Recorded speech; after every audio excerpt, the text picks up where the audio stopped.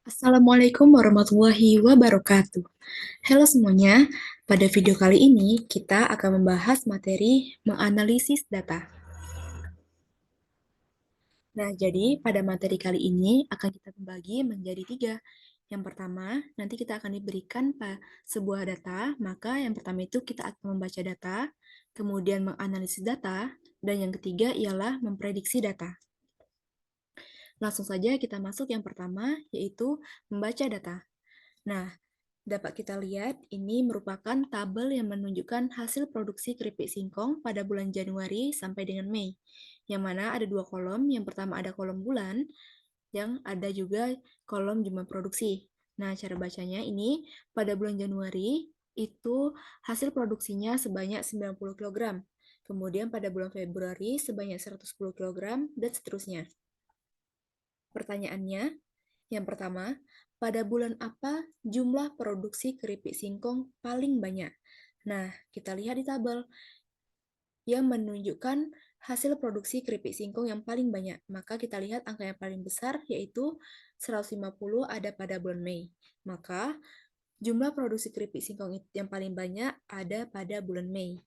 Kemudian pertanyaan nomor 2, pada bulan apa jumlah produksi keripik singkong paling sedikit? Nah, sebaliknya, kita lihat pada tabel ini, jumlah produksi yang angkanya paling kecil, yaitu sebanyak 90 kg pada bulan Januari.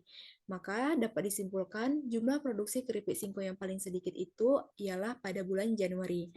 Semoga bisa dipahami. Oke, kita lanjut ke yang kedua, yaitu menganalisis data. Bisa kita lihat bersama, di sini ada diagram batang yang menunjukkan hasil produksi keripik singkong dari bulan Januari sampai dengan bulan Mei. Nah, yang mana di sini pada bulan Januari kita lihat itu sebanyak 90 kg.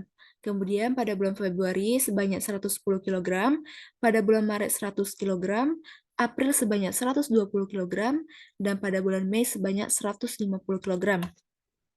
Pertanyaannya yang pertama, berapa kilogram selisih hasil produksi keripik singkong paling banyak dengan hasil produksi keripik singkong paling sedikit? Nah, jadi kita harus tahu dulu keripik singkong yang paling banyak produksinya pada bulan apa dan hasil produksi singkong yang paling sedikit. Setelah kita lihat pada diagram batang ini, kita lihat bahwasanya produksi keripik singkong yang paling banyak itu ada pada bulan Mei, yaitu sebanyak 150 kg. Dan yang paling sedikit ialah pada bulan Januari, yaitu sebanyak 90 kg. Nah, untuk mencari selisihnya, kita kurangi dengan cara seperti ini. Jumlah hasil produksi keripik singkong paling banyak dikurangi hasil produksi keripik singkong paling sedikit, diperolehlah hasilnya 150 kg dikurangi 90 kg, hasilnya 60 kg. Maka dapat kita simpulkan bahwa selisih hasil produksi keripik singkong paling banyak dengan hasil produksi keripik singkong paling sedikit, yaitu sebanyak 60 kg. Oke, pada contoh soal nomor 2, yaitu kenaikan produksi tertinggi terjadi pada bulan. Nah, kita lihat di sini. Pada diagram batang ini kita lihat yang mengalami kenaikan. Nah, dari bulan Januari ke Februari mengalami kenaikan, Februari ke Maret mengalami penurunan, Maret ke April mengalami kenaikan, dan April ke Mei mengalami kenaikan. Kemudian kita analisis dari bulan Januari ke Februari itu kenaikannya berapa. Caranya, pada bulan Februari itu produksinya sebanyak 110 kg, sedangkan pada Januari 90 kg, maka kita kurangi hasilnya 20 kg. Kemudian dari Februari ke Maret ini mengalami penurunan, maka kita lanjut ke Maret ke April, karena yang ditanyakan ialah kenaikan produksi tertinggi, maka yang paling tinggi. Nah, kita cari Maret ke April mengalami kenaikan, April 120 dan Maretnya ini ada sebanyak 100 kg.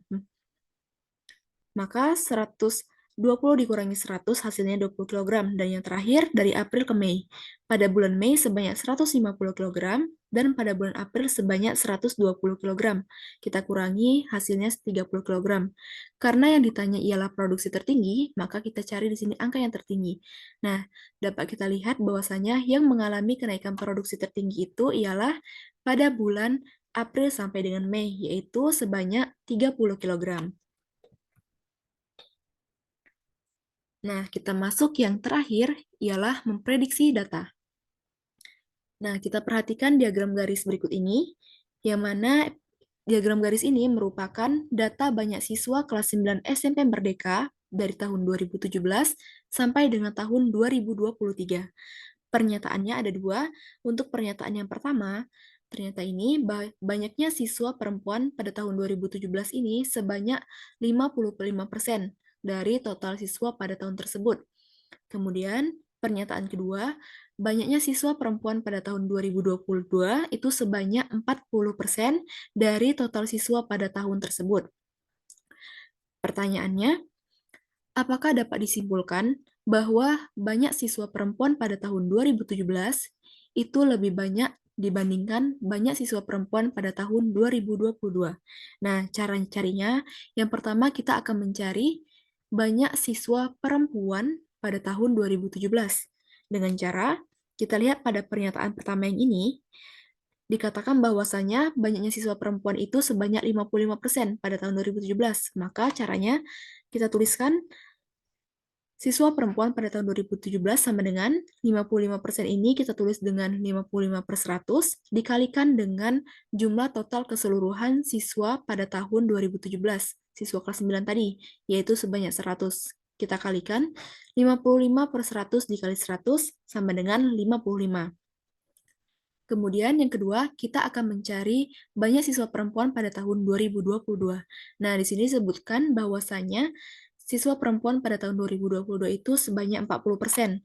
Maka cara mencarinya itu sama dengan yang siswa perempuan pada tahun 2017, yaitu 40 per 100 dikali total siswa keseluruhan pada tahun 2022, yaitu 160.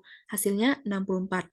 Nah, dari hasil yang kita cari tadi, dapat disimpulkan bahwasanya siswa pada tahun 2017 ini lebih sedikit daripada siswa perempuan pada tahun 2022.